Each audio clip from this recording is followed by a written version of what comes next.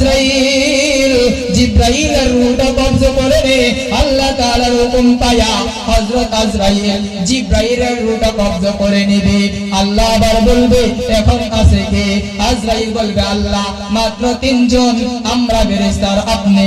আল্লাহ বলবে আর কে আছে? বলবে মিকাইল।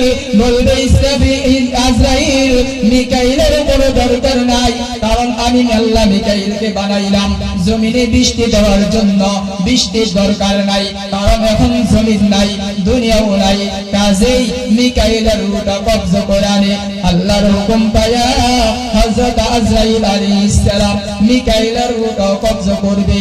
আল্লাহ আবার প্রশ্ন করবে এখন কে আছে? তখন জিবরিল বলবে আল্লাহ এখন আর দুইজন ফেরেশতা ইসরাফিল আর আমি আজরাইল। আল্লাহ তাআলা বলবে ইসরাফিলকে বানাইছি সিংহায় ফুঁক দেওয়ার জন্য, সিংহায় ফুঁক হয়ে গেছে, এখন আর সিংহায় ফুঁক পারের দরকার নাই, কাজেই ইসরাফিলেরও দরকার নাই, রূহটা তার কবজ করে নে। মালিকের হুকুম পায়া আজরাইল আলাইহিস সালাম হযরত ইসরাফিল আলাইহিস সালামের রূহটা কবজ করে নেবে। অতঃপর আল্লাহ বলবে মান বাকিয়া আলা যাহরিল আরদি। ও আজরাইল এখন বল জমিনের ভিতরে কে আছে?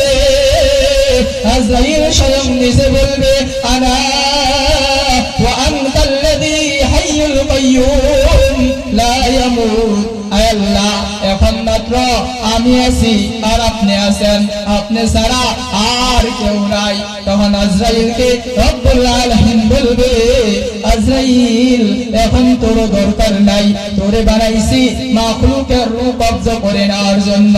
দুনিয়াতে এখন কোনো মাখলুক নাই, আসস একমাত্র তুই, তোর রূহ বের করার দরকার নাই, কাজেই তোর দরকার নাই। আখরি যে রূহ হাকা তুই নিজেই তোর রূহটা কবজ করে নে। মালিকের হুকুম পায়া আজরাইল আলাইহিস সালাম ভয় পেয়ে যাবে, পরিবিত হইয়া আরফ নামক জায়গায় গিয়ে দাঁড়াবে। আরফ এটা জান্নাত না আবার জাহান্নাম না, জান্নাত জাহান্নামের মাঝামাঝি একটা অন্তরাল জায়গা। ওই জায়গায় দাঁড়ানোর পরে রব্বুল আলামিন বলবে মুত ও আজরাইল মারা যা। আল্লাহ তাআলার হুকুমে আজরাইল মারা যাবে। এখন জমিনের ভিতরে